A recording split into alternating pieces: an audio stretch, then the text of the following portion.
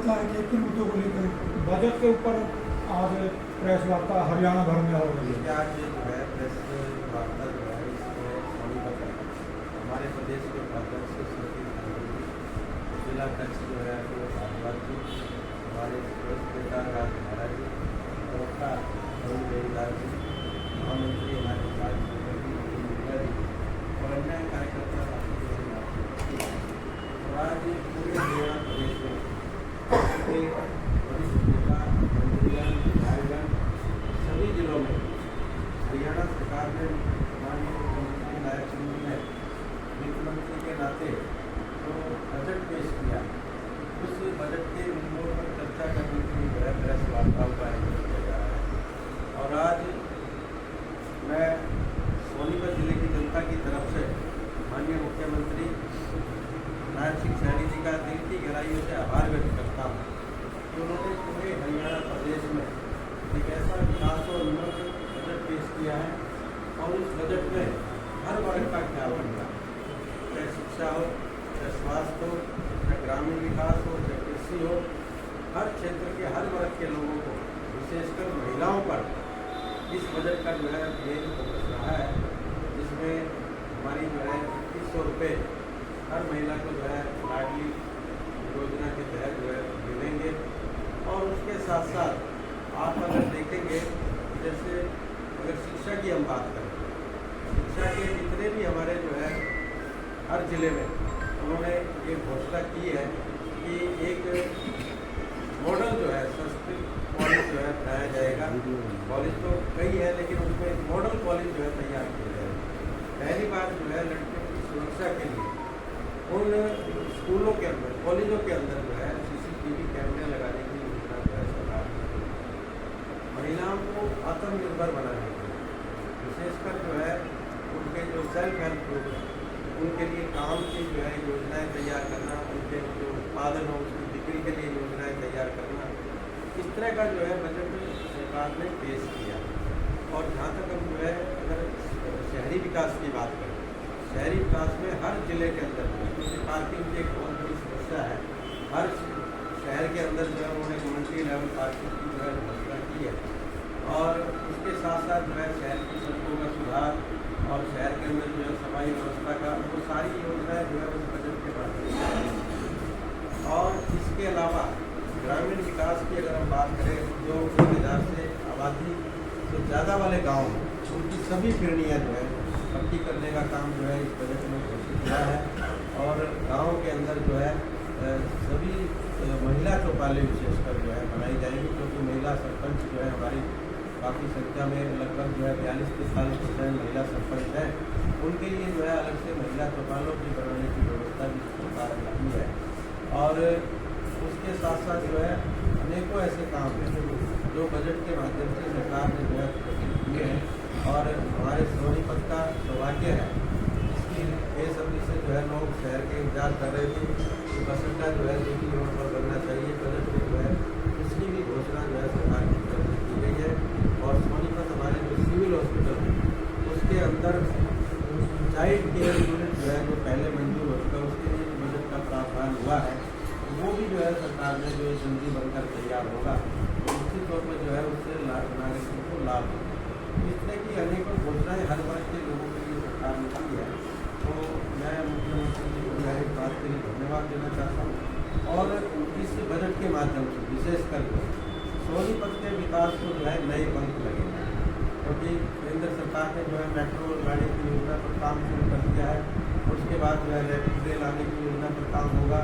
हमारे खरगोदा में जो IMT है जहाँ पर मारुति का प्रोडक्शन जो है स्टार्ट हो चुका है। और सुजुकी जो टू व्हीलर्स की कंपनी है सुजुकी, वो भी जो है वहाँ पर प्लांट लगाने जा रही है। इसीलिए सरकार ने आगे की संभावनाओं को देखते हुए IMT खरगोदा का भी जो है विस्तार करने की योजना जो है सरकार ने बनाई है। तो इस तरह जो है सोनीपत का जो है मैं समझता हूँ कि इस बजट के माध्यम से बहुत ज़्यादा जो विकास होगा, क्योंकि सोनीपत में गुड़गांव और फरीदाबाद के बाद विकास की अपार संभावनाएँ हैं। निश्चित तौर पर जो है इस बजट से उसको गति मिलेगी। हमारी जो है इस तरह से सब्जी मंडी है गन्नौर में, उसको भी अगले साल जो है बनाने का लक्ष्य सरकार ने रखा है। तो ये इस तरह के प्रोजेक्ट से निश्चित तौर पर जो है सोनीपत जो है विकास के नए आयाम को छुएगा। जन साहब लगातार कांग्रेस कह रही है कि बढ़ती बेरोजगारी पर ध्यान नहीं दिया, बढ़ती महंगाई पर बीजेपी सरकार ने बजट में ध्यान नहीं दिया। देखिए सरकार जो है, अब अगर आप जो है आंकड़ों को उठा कर देखें तो सरकार जो है लगातार, अगर सरकारी नौकरियों की बात करें तो पिछली 10 साल की कांग्रेस की सरकार थी, उससे कई गुना ज़्यादा जो है सरकार की ने जो है नौकरियाँ प्रदान की, और उसके साथ साथ जो है बेरोजगारों को काम देने के लिए विभिन्न प्रकार की जो इंडस्ट्रीज हरियाणा प्रदेश में लगातार आ रही है। अगर आप सोनीपत से ही उठाकर देखेंगे तो आज जो है सोनीपत इंडस्ट्रियल हब बनता जा रहा है, तो वो निश्चित तौर पर जो है रोजगार के नए अवसर पैदा होंगे। और सरकार ने ये भी घोषणा की है, जिस तरह से मेक इन इंडिया हमारे प्रधानमंत्री नरेंद्र मोदी जी ने घोषणा की थी, उसके माध्यम से जो है आज मेक इन हरियाणा इस बजट में जो है घोषित किया गया है, ताकि हमारे युवाओं को जो है यहाँ पर जो हरियाणा के प्रोडक्ट्स हैं उनको बनाने के नए अवसर मिले और उनकी जो है बिक्री का प्रबंध हो, इसी से जो है रोजगार के अवसर पैदा हो। और इसके अलावा जो है कांग्रेस जो ये आरोप लगाती है बेरोजगारों के शोषण, बेरोजगारों का शोषण जो है कांग्रेस की सरकार के ऊपर, कांग्रेस की सरकार ने अभी विधानसभा में मुद्दा उठा इंस्पेक्टरों की भर्ती का, जिसमें इंस्पेक्टर जो है कोई एमएलए के रिश्तेदार, कोई मंत्रियों के रिश्तेदार जो है भर्ती किए जाते थे। आज जो है सरकार बिना भर्ती के, बिना किसी की नौकरियाँ दे रही है। उस सरकार में पैसे देकर जो है नौकरियाँ दी जाती थी, पैसे लेकर नौकरियाँ दी जाती थी। वो सारा शोषण जो है युवाओं का उस समय होता था, बेरोजगारों का शोषण उस समय होता था। जो मेरिट पर बच्चा है उसको नौकरी ना देकर जो है कम नंबर वाले बच्चे को जो है नौकरियाँ दी जाती थी। ऐसे अनेकों उदाहरण जो है पिछली सरकारों में है।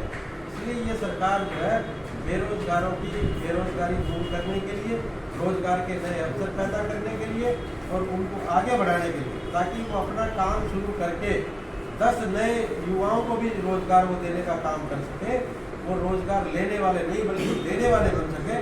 सरकार इस विजन के साथ जो है आगे बढ़ रही है और सरकार ने एक फ्यूचर डिपार्टमेंट जो है नया, ताकि हरियाणा में आगे आने वाले भविष्य को देखते हुए, समय को देखते हुए क्या क्या काम जो है करने चाहिए, क्या क्या जो है योजनाएं बनानी चाहिए, उसके लिए फ्यूचर डिपार्टमेंट सरकार ने कर दिया गया है। खास तौर से गरीब युवाओं के लिए क्या उसमें प्रावधान सरकार की तरफ से किया गया? सबसे पहले तो सभी पत्रकार साथियों, सहायता साथियों को, इलेक्ट्रॉनिक मीडिया के साथियों को आज का नमस्कार। हमारी पार्टी के सभी संबंधित साथीगण भी बैठे हैं। मेरे से पहले हमारे मेयर साहब राजू जैन ने बहुत सारी बातों पर प्रकाश डाला और आप स्पेशली इस बात पे आपने क्वेश्चन किया कि भाई गरीब बच्चों के लिए हरियाणा प्रदेश की योजनाएं ना खर्ची ना पर्ची, पूरे भारत ने इसको अपनाने का काम किया है। जिसका बच्चा पढ़ेगा उसका बच्चा बढ़ेगा।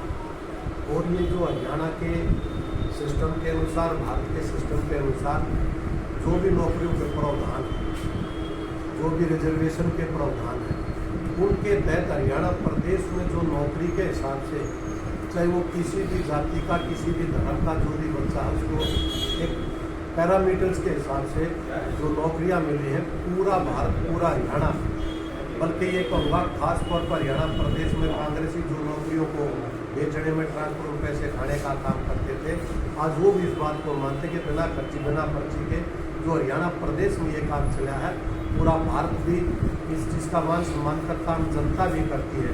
इसी कड़ी में हमने 1,62,000 पिछले 10 सालों बल्कि उससे ऊपर 3 महीने हो गए नौकरियां देने का काम किया।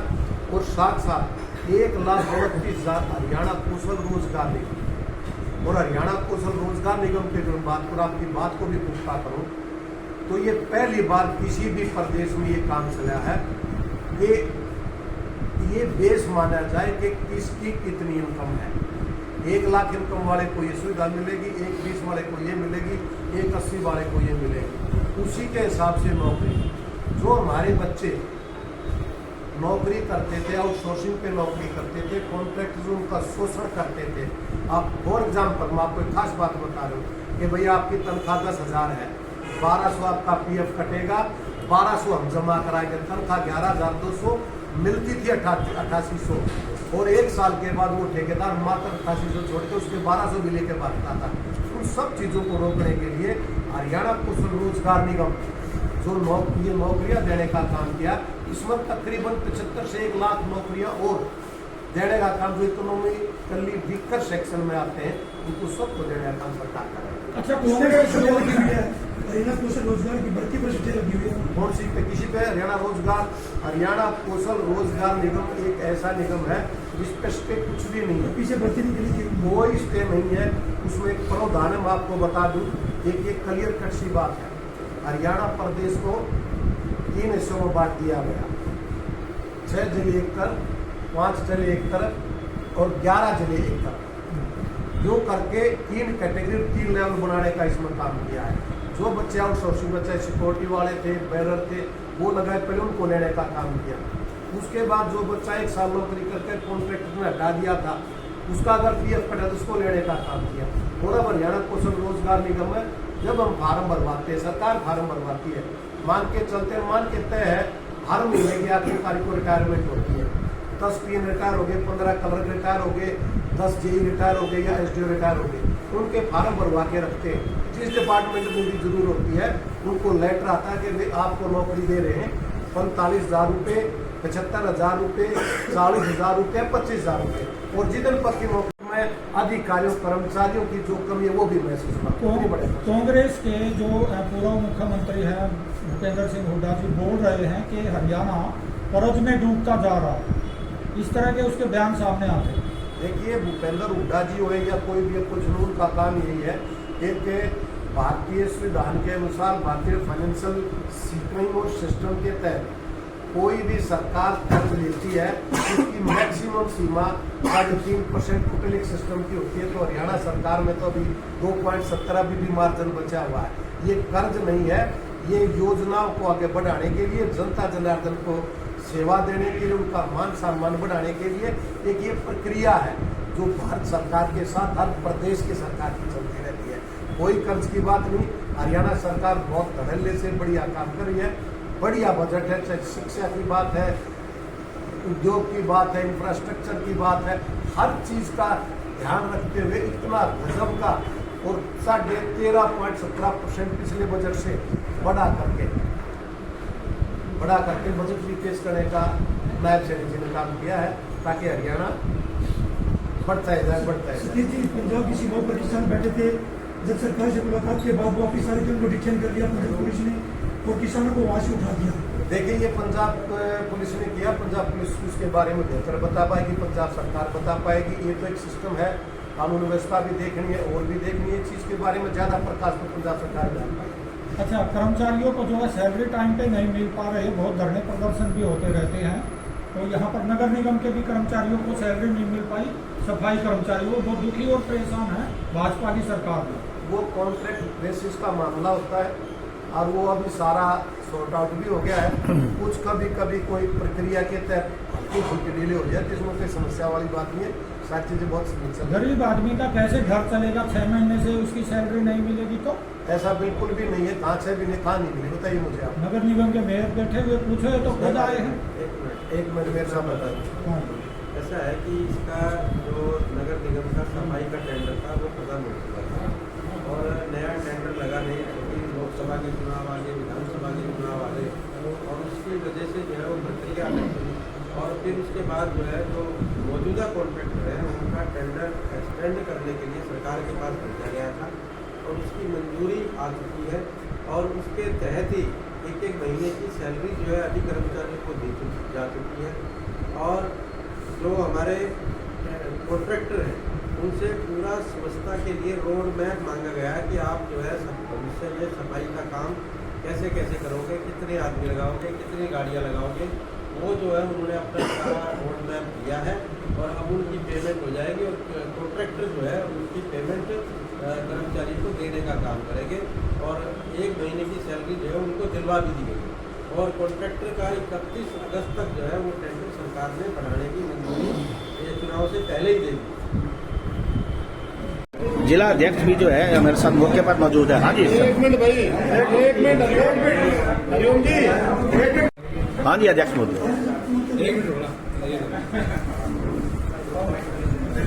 हाँ जी अध्यक्ष जी। नमस्कार सभी मीडिया